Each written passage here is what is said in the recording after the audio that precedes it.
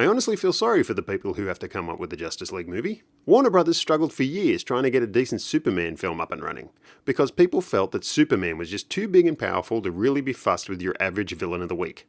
This led to Superman Returns, the film that spent $500 million to have Superman fight a giant rock. So, Team Soup's up with 6 others that are almost as powerful as him, and yes, I count Batman in that, who has the most powerful superpower in the world.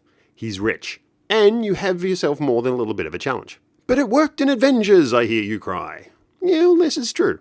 But let's look at the Avengers, shall we? Human with a bow, human with a gun, human with a gold card, Lance Armstrong, Lou Ferrigno, and an Aussie with an electric hammer. Oh, and for the record, yes, we do all look like that.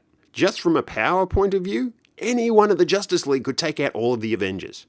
And yes, even Batman. He just has to use that other great superpower of his. Cheating. Let's look at the lineup we're expecting for this film. We're going to have Superman, Batman, and Wonder Woman. They're using TV to introduce the Flash, and of course they've already introduced Green Lantern, even though nobody actually wants to admit that. I don't like Aquaman's chances of being in the film, mostly thanks to Robot Chicken. And it'll be a toss-up between the Martian Manhunter and Cyborg. However, given current comic trends, I'd be betting on silver over green. But nobody goes to a superhero movie for the heroes. Because everybody loves a villain. Avengers 2 isn't called Age of Quicksilver after all, and what is going to make or break the Justice League film is their choice of villain, which is why it perplexes me so much when I hear people say, it has to be Darkseid. Darkseid? Really? A giant godlike creature from deep space who likes to manipulate events to his own end and has an army of strange alien creatures at his beck and call? Wow, it's a good thing Marvel never thought of anything like that. Sorry DC, but you got beaten to the post on that one. Suck it up and move on. And quite frankly, after 50-odd years of Justice League stories, I'm sure there's a character or a concept or two that you can mine from to make a movie out of. And of course, that leads us to... After the events of Superman vs. Batman, Luthor is pissed. He realizes that Superman's club of like-minded individuals is not going to be stopped by anything on this world. So he starts sending messages out into space, hoping to find another Zod. Instead, he finds a Brainiac.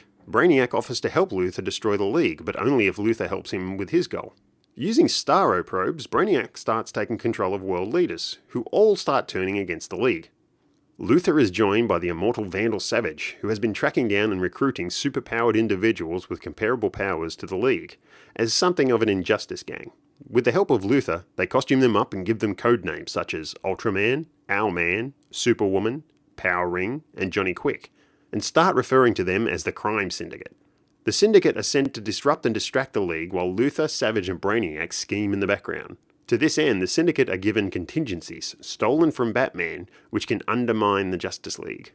The big finale of this film sees the Justice League, who have had to get over their trust issues with each other, battling Brainiac's minion, Mongol, as he tries to destroy Coast City and replace it with a giant engine, in an attempt to turn the entire Earth into a giant war world, and using it to try and conquer the galaxy. By the way, this movie starts with Batman alone, but ends with Batman and Superman. The whole film should center on their friendship, and be a reminder to Batman that it is important to have people in your life. And then somewhere in there we introduce the composite Superman Batman. Because you know that guy's just hilarious.